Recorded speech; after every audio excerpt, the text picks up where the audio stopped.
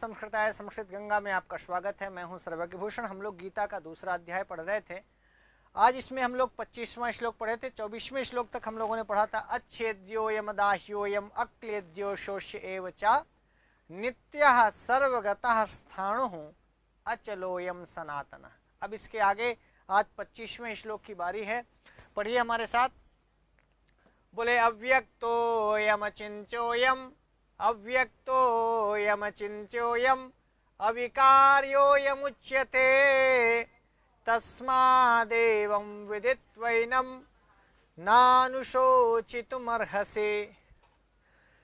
तो अव्यक्तो अयम किसकी चर्चा चल रही थी जैन साहब? आत्मा की। किसकी चर्चा चल रही थी? हाँ, तो ये देखो अयम शब्द पकड़ लीजिए। अयम माने यह कौन? आत्मा।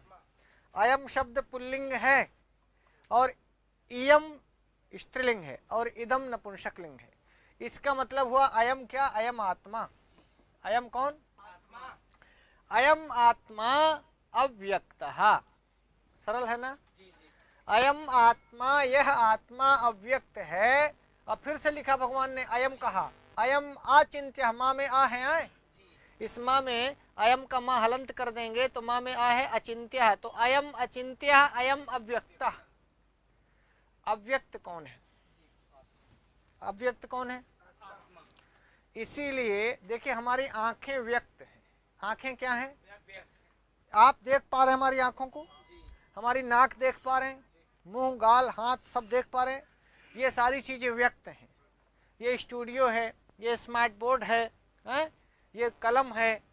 ये सारी चीजें क्या व्यक्त हैं जी? जिनको आप देख पा रहे हो, सुन पा रहे हो, छू पा रहे हैं, स्पर्श कर पा रहे हो आशुतोष भैया, वो सब व्यक्त हैं। इसी प्रकार से आप आत्मा को ना देख पा रहे हैं, ना छू पा रहे हैं भैया, ना नाप तौल कर पा रहे हैं। इसीलिए अयम आत्मा अव्यक्त। कहीं पर आत्मा व्यक्त है क्या? तुम्हारी आंखी में आत्मा है कि काने में है कि नकुरा में है कि मुंह में है कि जीभी में है कि तुम्हारे पेट में है, पिठाव में है? कहाँ आत्मा है?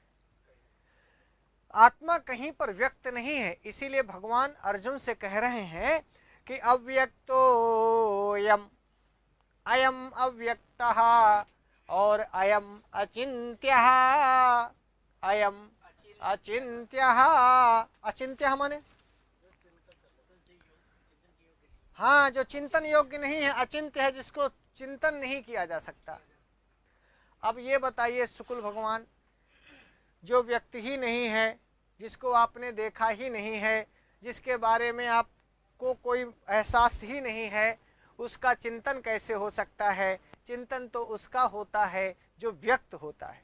इसीलिए भगवान ने पहले जब इसको अव्यक्त बता दिया, जो अव्यक्त है वही अचिंत्य है। जैन साहब, मान लीजिए आपकी पत्नी कैसी होगी आपने अभी तक देखा ही नहीं, फोटो भी नहीं देखा, आप मिले भी नहीं। जब ब्याह होगा 2 4 6 साल बाद होगा, भगवान लिखा होगा तो ठीक है। अब मान लीजिए यदि आप की जो भावी पत्नी है पता नहीं कहाँ है, कैसी है, किस अवस्था में है, तो अभी वो अव्यक्त है। अभी वो आपके लिए अव्यक्त है। और जो लड़की अभी अव्यक्त है वही आपके लिए अभी अचिंत्य है। जैन साहब ठीक से पकड़े उसको तो आत्मा समझ में आ जाएगी। मैं इसलिए समझ रहा था ना कि आपकी लड़की वाला उदाहरण ज्यादा आपको समझ में आएगा। भाई, जिस चीज की आपने फोटो देखी ही नहीं, जिससे आपने मिला ही नहीं, जिससे आप बातचीत किए ही नहीं, तो वो आपके लिए हो सकता है। भाई मान लो आपके मेरठ में ब्याह हो सकता है, जानते नहीं, हम भी नहीं, आप भी नहीं जानते हैं, तो मेरठ में तो व्यक्त होगी, अपने माता पिता के लिए व्यक्त है, जहां होगी वो व्यक्त है, लेकिन आपके लिए वो अभी अव्यक्त है। पकड़ लिए आप। मान लो 2025 में इनका ब्याह होना है, तो 2025 तक तो इनके लिए अव्यक्त है, और जो अव्यक्त है इसीलिए अचिंत्य है। चिंतन उसी का हो सकता है जो व्यक्त है। आप देखिए, आप सपना किसका देखते हैं? कभी अव्यक्त चीज का कोई सपना देखते हैं? मान लीजिए सपने में आप किसी से हाथ में हाथ डालकर जा रहे हैं, स्कूल में घूम रहे हैं, नए पुल में घूम रहे हैं, उसी का सपना देखेंगे, उसी का चिंतन करेंगे जिसका सच में आप हाथ कभी पकड़े हो, कभी देखे हो, कोई फोटो देखे हो, फोन में बतियाए हो, खूब बढ़िया मिलन जुलन होता रहे। जैन साहब समझ गए होंगे। अब आप रविंद्र जैन को समझ में आ गया, मेरे ख्याल से हमारे देखने वाले सुनने वाले श्रोताओं को भी समझ में आ गया कि आत्मा अव्यक्त है, इसीलिए अचिंत्य है। जो जो भी चीज अव्यक्त होगी वह सब अचिंत्य होगी, और यदि ये व्यक्त हो जाती तो चिंत्य हो जाती, चिंतन योग्य हो जाती। मान लीजिए आपने कहा कि यार मेरे घर में ये होगा, मेरे घर में छत होगी, मेरे घर में टाइल्स लगी होगी, फर्श लगा। अच्छा मान लो तुम कम हो जिंदगी में टाइल्स दिख न रहे हो तो क्या अपने घर में आप टाइल्स लगाने का चिंतन कर पाते? हम दूसरे के घर में पत्थर लगा हुआ, मार्बल लगा हुआ, टाइल्स लगा हुआ देखते हैं, इसलिए अपने घर में हम उसको चिंत्य करते हैं, उसका चिंतन करते हैं कि जब मैं घर बनवाऊंगा तो ऐसे करूंगा। चिंत्य वही है जो कहीं पर व्यक्त होता है। अब इसके पहले आज से 25-50 साल पहले कहीं अथरा पथरा लगता ही नहीं था, बढ़िया कच्चा मकान होता था, कच्चा जो है गोबर से लीपा जाता था, तो ऐसे फर्श की हम कल्पना करते थे कि यार हमारा भी घर आंगन द्वार ऐसा हो। अब तो हर आंगन द्वार को लोग फर्श बनवा दे रहे हैं, पत्थर लगवा दे रहे हैं, टाइल्स मार्बल लगवा दे रहे हैं। बोलिए, मैं समझाने के लिए ये कह रहा हूं, अयम आत्मा, भगवान ने कहा यह आत्मा अव्यक्त है, इसीलिए यह आत्मा अचिंत्य भी है। आप ये बताइए, कोई कहे कि यार आत्मा का चिंतन करो, कहा आत्मा का चिंतन करबो यार, कैसी आत्मा? जिस मान लो आंखें मुँह दो, आप चिंतन कह रहे हो काली है आत्मा, पीली है कि नीली है, 5 फुट है कि 8 फीट है कि 15 फीट है, मोटी है कि पतली है, कैसे चिंतन करबो? ये अचिंत्य। देखिए भगवान का वचन सुनिए, कितनी मजेदार बात है आशुतोष जी। आत्मा अचिंत्य है। क्यों अचिंत्य है? क्योंकि व्यक्त नहीं है। हम भगवान राम का चेहरा देख पाते हैं, उसी राम का चेहरा देख पाते हैं जो हमको टीवी में देखे हैं, जिस राम को, उसके अलावा कोई राम हमारे चेहरे में नहीं आते। जिस श्री कृष्णा को आप जब महाभारत देखें, उसमें जो श्री कृष्ण बने हैं, जब भी आप श्री कृष्ण भगवान का चिंतन करेंगे तो वही श्री कृष्ण वाला, महाभारत वाले कृष्ण आपके नजरों में आते हैं, ओह ये भगवान कृष्ण है, गीता को उपदेश दे रहे हैं। या कहीं पर फोटो बनी हो, किसी किताब में फोटो बनी हो, है तो जो फोटो आप देख रहे हैं वो आप फोटो व्यक्त है आपके लिए, इसीलिए उसका वो चिंत्य है। आप समझ गए? तो अव्यक्तो यम चिंत्यो यम अविकार्यो यमुच्यते। अविकार्य, विकार्य माने जिसमें परिवर्तन होता रहे, विकार होता रहे, चेंज होता रहे, जो चेंजेबल है वो विकार है। और अविकार्य माने जो विकार रहित है, जिसमें विकार नहीं हो सकता, जिसमें परिवर्तन नहीं हो सकता, जिसमें चेंज नहीं हो सकता, जो कम नहीं हो सकता, जो बढ़ नहीं सकता, जो घट नहीं सकता, वो अविकारी है ना। तो क्या आत्मा आज 2 फुट की है, कल 5 फुट की हो जाएगी? तो जो 2 फुट की आदमी है, 5 फुट की आत्मा होती तो 2 फुट की आदमी में 5 फुट की आत्मा कैसे गुजरते हो? बोलिए। आत्मा तो मशक में भी है, मच्छर में भी है, मक्खी में भी है, छोटे से छोटे जीवाणु में भी आत्मा है। आप इससे पता कर सकते हैं कि आत्मा इतनी छोटी है, इसीलिए वो अविकारी है। अविकार्य। और अविकार्य क्यों कहा? आगे अयम है, और उच्चते माने कहा गया, संस्कृत में उच्चते माने कहा गया। जैसे पठ्यते, लिखते, चलते, गम्यते, भूयते, वैसे उच्चते। अयम माने यह आत्मा अविकार्य, विकार रहित, उच्चते माने कही गई है या कहा गया है। कहा गया है बोलिए, ज्यादा अच्छा रहेगा, क्योंकि पुल्लिंग है आत्मा हमारे यहाँ। आत्मा अविकार्य अर्थात विकार रहित कहा गया है, यह आत्मा अचिंत्य कहा गया है, यह आत्मा अव्यक्त कहा गया है। हे अर्जुन, भगवान कृष्ण कह रहे, हे अर्जुन, अयम आत्मा, यह आत्मा अव्यक्त अव्यक्त है, अयम आत्मा अचिंत्य, यह आत्मा अचिंत्य है, यानी चिंतन के योग्य नहीं है। माने तुम इसको सपना नहीं देख सकते कि आज हम, कोई ऐसा बोलता है कि आज हमारे सपने में हमारी आत्मा आई थी? बोलिए। आत्मा, जैसे लोग हमने कहते हैं प्रेतात्मा, प्रेतात्मा, जैसे कहते कि भाई हवा चल गई, ये फलान, आत्मा दिखती नहीं है, अचिंत्य है भैया, अचिंत्य है भैया, अव्यक्त है, ये अविकार्य है। उच्यते अयम अविकार्य, 3 विशेषण दिया। क्या क्या? अव्यक्त एक कहा, अचिंत्य को एक विशेषण दिया, और अविकार्य कहा, और यहाँ भी अयम कहा, यहाँ भी अयम कहा, यहाँ भी अयम कहा। बार बार अयम कह रहे हैं, क्यों अयम बार बार भगवान इसलिए कह रहे हैं ताकि आत्मा में जोर डाला जा सके, बताए यह आत्मा, यह आत्मा, यह आत्मा, ये बार बार क्यों रहे, क्यों कह रहे हैं अयम अयम अयम अयम से, ताकि उस पर फोकस करना चाहते हैं, अर्जुन को ये बताना चाहते हैं कि अयम आत्मा अचिंत्यः, अयम आत्मा अव्यक्तः, अयम आत्मा अविकार्यः, तस्मात्, इसलिए, एवं विदित्वा एनम, विदित्वा का वाह है, वाह के बाद ए है, आ और ए मिलकर के दीर्घ संधि हो गई, विदित्वैनम में वृद्धि हो गई, विदित्वा धन एनम, विदित्वा धन एनम, आ ए मिलकर के ऐ हुआ, तो एनम क्या, एनम आत्मानम, एनम एनम आत्मानम एवं विदित्वा, इस आत्मा को ऐसा जानकर, कैसा जानकर, अव्यक्त जानकर, अचिंत्य जानकर, अविकार जानकर, न अनुशोचितुम अर्हसि, तुम अनुशोचितुम न अर्हसि, तुम्हें इस पर सोच नहीं करना चाहिए, शोक नहीं करना चाहिए, ये तुम्हारे शोक करने के योग्य नहीं है। न धन अनुशोचितुम, दीर्घ संधि, ना में जो आ था अनुशोचितुम में आ था, आ के बाद आने से दीर्घ हो गया, तो न अनुशोचितुम अर्हसि, त्वम, त्वम लिखा नहीं है, अर्हसि मध्यम पुरुष एक वचन की क्रिया, इसलिए त्वम अर्जुनम, त्वम अर्जुन, हे अर्जुन तुम न अर्हसि, नहीं कर सकते, क्या, अनुशोच नहीं कर सकते, अनुशोचितुम न अर्हसि, अर्थात शोक करने के योग्य नहीं है, शोक करना उचित नहीं है।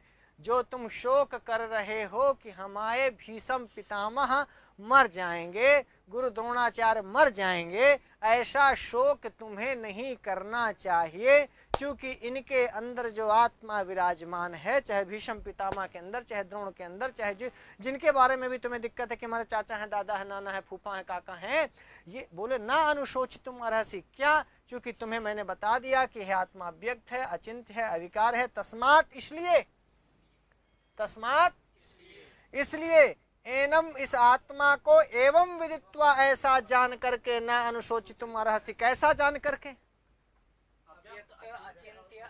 हाँ अव्यक्त, अचिंत्य और अविकार्य है यह आत्मा, तस्मात इसलिए, एवं विदित्वा ऐसा जान करके, एनम इस आत्मा के बारे में जब तुम्हें हमने बता दिया, आत्मा के बारे में पिछले 3, 4, 6 श्लोकों से भगवान कृष्ण बार बार कह रहे हैं, बोलिए हाँ, आत्मा के बारे में ही भगवान यहाँ से बताने लगे कि भाई न जायते म्रियते वा कदाचित् नायं भूत्वा भविता वा न भूयः अजो नित्यः शाश्वतोऽयं पुराणो न हन्यते हन्यमाने शरीरे, एवं विदित्वा ऐसा जान करके, एवं विदित्वा का अर्थ वहां से लगाइए, फिर क्या एवं विदित्वा, अरे वेदा विनाशिनम नित्यम येनमजमव्ययम कथम स पुरुषः पार्थ न घातयति हन्तिकम, एवं विदित्वा ऐसा जान करके, बोलिए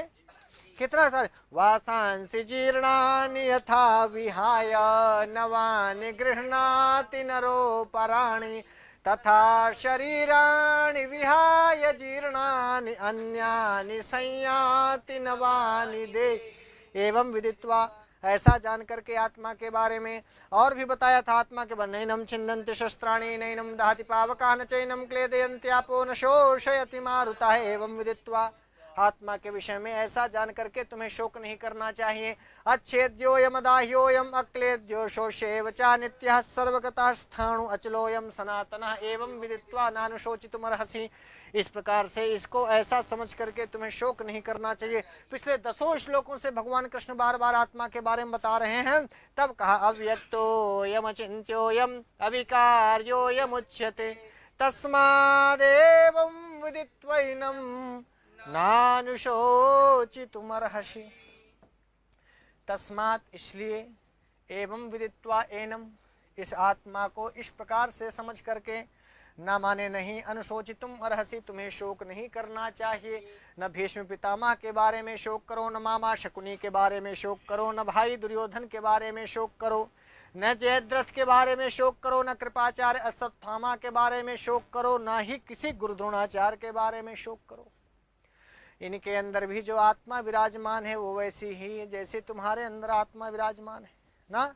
और आत्मा के बारे में मैं तुम्हें बता दिया कि यह अचिंत्य है, अविकार्य है, बोलो अव्यक्त है, अचिंत्य है, अविकार्य है, और इसके पहले बताया अच्छेद्य है, अदाह्य है, अक्लेद्य है, अशोष्य है, नित्य है, सर्वगत है, स्थाणु है, अचल है, सनातन है, इसलिए तुम्हें शोक नहीं करना चाहिए। समझ गए? हाँ, तो देखिए रविंजन, इतनी गीता पढ़ने के बाद तो आपको समझ में आ जाना चाहिए कि कोई शोक मत करो, किसी प्रकार का कोई शोक नहीं करना, चूंकि अव्यक्तो यम चिंत्यो यम अविकार्यो यमुच्यते तस्मादेवं विदित्वैनं नानुशोचितुम् अर्हसि, ना अनुशोचितुम् अर्हसि। राइट हो रहा है, क्लियर हो रहा है? कहीं पर रत्ती मात्र कोई दिक्कत हो तो बताइए। पूछ लेगा अव्यक्त कौन है? हाँ, अव्यक्त भगवान किसको कहते हैं? अचिंत्य किसको कहा? अविकारी किसको कहा? अव्यक्तोयम चिंत्योयम अदा, ये किसने कहा है? श्री कृष्ण भगवान ने कहा। किसके बारे में कहा है? आत्मा के बारे में कहा। किससे कहा है? विदित्वैनम में संधि कौन सी है? वृद्धि संधि है। और नानुशोचितुम में कौन सी संधि है? हाँ, अनुशोचितुम ना अर्हसि, तुम सोचने लायक नहीं हो, तुम्हें शोक करने लायक नहीं हो। तो यहाँ तुमसे किसका बोध हो रहा है? अर्जुन का। किससे कहा जा रहा है? अर्जुन से। कौन कह रहे हैं? कहाँ कह रहे हैं? हाँ, कुरुक्षेत्र में कह रहे हैं, गीता में कह रहे हैं, अध्याय दूसरे में कह रहे हैं, 25वें श्लोक में कह रहे हैं। गीता के दूसरे अध्याय के 25वें श्लोक में कहा कि अव्यक्तो यम चिंत्योयम, अव्यक्तो यम चिंत्योयम अविकार्यो यमुच्यते, अविकार्यो यमुच्यते तस्मादेवं विदित्वैनं, तस्मादेवं विदित्वैनं नानुशोचितुमर्हसि। तो मित्रों, गीता के इस श्लोक में आज इतना ही। हम फिर अगले श्लोक में आपसे मिलेंगे। प्रतिदिन एक श्लोक आपको लेकर के आता हूं। सुबह 8 बजे आप इस श्लोक को देख सकते हैं प्रतिदिन। तो रोज मिलेगा एक पाठ, एक सुबह 8, एक शाम 8। यदि आपको ये पाठ अच्छा लगा हो तो अपने सभी चाचा, नाना, दादा, काका को इसलिए भेजिए ताकि ये पढ़ करके महाभारत का युद्ध ना करें। अब महाभारत का युद्ध आप नहीं चाहते तो हर घर में गीता का श्लोक पहुंचना चाहिए, भगवान कृष्ण के वचन पहुंचने चाहिए। आप अपने नात, रिश्तेदार, फूफा, मामा, चाचा, नाना सबको भेजिए, सबको शेयर करिए और सबसे कहिए कि गीता सुने। मेरी न सुने, भगवान कृष्ण की तो सुने। बोलिए, यदि आप अपने घर को कुरुक्षेत्र बनाना नहीं चाहते हैं, यदि आप अपने घर को कुरुक्षेत्र बनाना नहीं चाहते हैं, यदि आप ये चाहते हैं कि भाई फिर से काका दादा के सामने खड़ा होकर के अर्जुन को ये ना सोचना पड़े कि मामा का मारें कि ना मारें, तो उस मामा को भी भेजो। हो सकता है तुम्हारो मामा हो ना, शकुनी मामा हो ही। हर जगह मामा शकुनिये रहते हैं। ज़्यादातर मामाओं का रिकॉर्ड हमारे संस्कृत में ठीक नहीं है, चाहे कंस मामा हो चाहे शकुनी मामा हो, मामा लोग गड़बड़े करते हैं। खैर, कोई मामा सुन न ले कि हमारी ऐसी तैसी हो जाए। खैर, मैं हंसने के लिए कहता हूँ, पर मैं आपको बता दूं कि मैं मामाओं के मामले में बहुत समृद्ध हूँ, और इतना समृद्ध हूँ कि हमारे लिए तो हमारे मामा लोग ही हमेशा बहुत अच्छा किए मेरे साथ। ईश्वर करे सबको ऐसा मामा मिले, पर किसी को शकुनी ना मिले, किसी को कंस ना मिले। और कंस मिले तो कम से कम आपके कृष्ण बनने के चांस ज्यादा हो जाएंगे। बोलिए, जहाँ कंस पैदा होगा वहाँ कृष्ण तो पैदा होंगे। तो अच्छा, मान लो आपको लगे कि हमारा मामा कंस है, तो जब आपका मामा कंस होगा तो आप कृष्ण होंगे। क्या चिंता कर रहे हैं? बोले हाँ हाँ। तो यहाँ देखिए, बच्चा बैठा अपने मामा को सोच रहा है तुम्हारा मामा लेकिन शकुनी है गुरु, हाँ, इसलिए ध्यान रखना। तो यदि आपका मामा शकुनी है तो आप भी अर्जुन होंगे। क्यों गुरु जी? तो मित्रों, मैं हाँ, ये हो सकता है कि आप कहें सर हमारा मामा शकुनी है और हम दुर्योधन है। हाँ, ऐसा हो सकता है। तो आपके पड़ोस में अर्जुन को पैदा लेना, आपके पड़ोसी में अर्जुन पैदा होगा, और क्या। तो खैर मित्रों, आज के लिए इतना ही। हम फिर नई वीडियो के साथ उपस्थित होंगे। तब तक के लिए नमः संस्कृताय।